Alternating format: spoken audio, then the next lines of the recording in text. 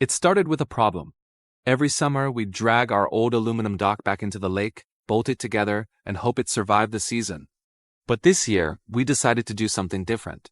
We wanted a dock that floated. One we could build ourselves. One that felt permanent yet free, steady yet alive with the water. A floating dock for our lake cabin, simple, solid, and handmade. The goal was clear, a platform sturdy enough to dive from, stable enough to fish from, and strong enough to withstand a storm. We didn't have a fancy marina budget, just determination, and we started by gathering materials, treated lumber for the frame, galvanized bolts and screws, and 8 55-gallon plastic barrels that we found secondhand for about $20 each. Those barrels would become the backbone of buoyancy. The lumber cost roughly $400, hardware about $60, and the rest, rope, sealant, and paint, another $100. Affordable, but not effortless. The build began on dry land, early in the morning, with the lake quiet and fog still hovering over the surface.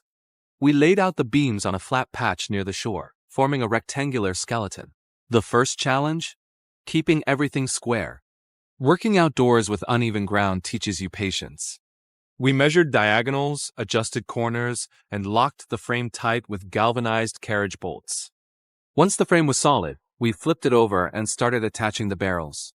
Each one was washed, sealed, and strapped beneath the frame using heavy-duty ratchet straps and metal brackets.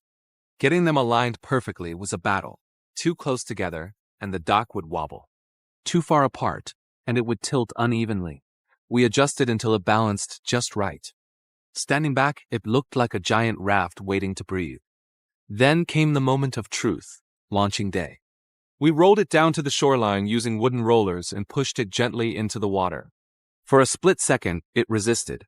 Then it lifted, steady and buoyant, like it had been waiting for this moment all along. Watching the frame rise and float on the lake surface was magic. All that sweat and math finally turned into motion. We climbed on carefully. The first step was nerve-wracking. It wobbled, rocked, then steadied itself. The barrels adjusted with the water's movement, perfectly distributing the weight. That was the first sign we'd done it right.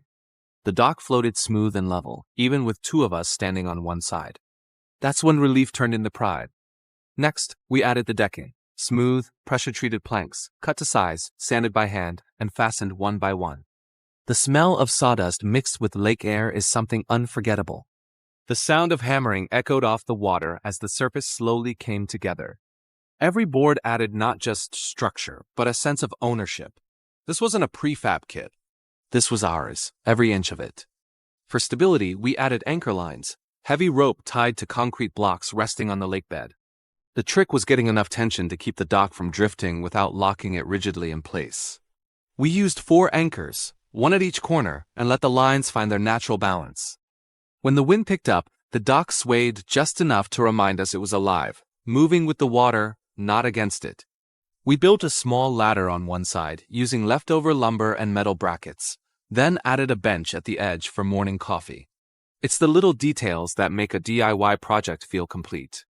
I finished the surface with marine-grade sealant, brushing it in slow, even strokes, watching the color of the wood deepen as the grain came alive. When it was done, we stood there. 2 people, sun setting, light dancing across the water, and felt something deeper than satisfaction. It wasn't just about building a dock. It was about building connection to the land, to the water, to the act of making something with our hands that would live in the world long after we were gone. The total cost? Around $850. The value? Immeasurable. Because this dock isn't just wood and barrels. It is a stage for memories waiting to happen. Early mornings with fishing rods. Kids running and jumping into the lake. Quiet evenings when the water turns glassy and the world goes still. That's the beauty of building something yourself. It changes the way you see everything around it. Every ripple under that dock carries a story of effort, of measuring, cutting, lifting, failing, fixing. It is proof that you don't need professional tools or endless funds to create something beautiful. You just need patience, creativity, and the willingness to get your hands wet. Now, when I walk down to the water and see it floating there, solid, calm, ready for another season, I feel proud in a way no purchase could ever give me. This dock doesn't just float on the lake, it floats on persistence. And maybe that's the real reason we build, not because we have to, but because creating something with our own hands gives us a kind of peace nothing else can. So if you've got a lake, a dream, and a weekend, build it. Trust me, the view hits different when it's standing on something you made.